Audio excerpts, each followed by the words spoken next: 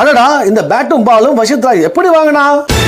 அன்னைக்கு ஒரு நாள் நம்ம பக்கத்து வீட்டு மோனிஷுடன் நம்ம வசித்ரா தெருவில் நின்று பேசிட்டு இருந்தாங்க. அந்த நேரம் பார்த்து தான் இந்த வண்டிக்காரர் வந்தாரு. அத தூரத்துல இருந்து பார்த்து நம்ம வசித்ரா எப்படியாவது ஒரு பொருளை வாங்கிடணும்னு வண்டிக்கிட்ட ஓடிட்டாங்க. கிட்ட போன உடனே அவங்க கண்ணுல பட்டது முதல் பொருள் அந்த பேட்டு தான். அந்த பேட்டை விட்டு வசித்ரா நகரவே இல்ல. வண்டியில எவ்வளவோ பொருள் இருந்தோ அந்த பொருள் எல்லாம் அவங்க கண்ணுல படவே இல்ல.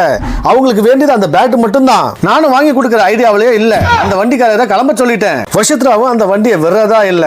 வசித்ரா என்னடா பண்ணுவான்னு பார்த்தா அந்த கடைக்காரர்கிட்ட இவளே பேட்டுக்கு என்ன வேலைன்னு சொல்லி கேட்டு பேரம் பேச ஆரம்பிச்சுட்டா. நம்ம வசித்ரா செல்லத்துக்கு இப்படி ஒரு திறமையா?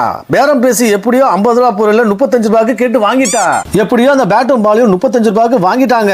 வாங்கின பிறகு தாங்க ஒரு ட்விஸ்டே இருக்கு. பேட்டும் பாலும் வாங்கிட்டு சந்தோஷமா என்ன ஒரு லுக் விட்டாங்க. ஆனா பேட்டும் பாலும் வாங்கியாச்சு, கூட விளையாட யாரு இருக்கா? கொஞ்ச நேரம் கழிச்சு தான் நம்ம வசித்ராவுக்கே தோணுது நம்ம கூடவே இருந்த பக்கத்து வீட்டு மோனிஷ் எங்க என்று. யாரு இருந்தா என்ன, இல்லனா இல்ல, நம்ம விளையாடுவோம். நம்மள பார்த்து ஆளுங்க ஓடி வர மாட்டாங்களா?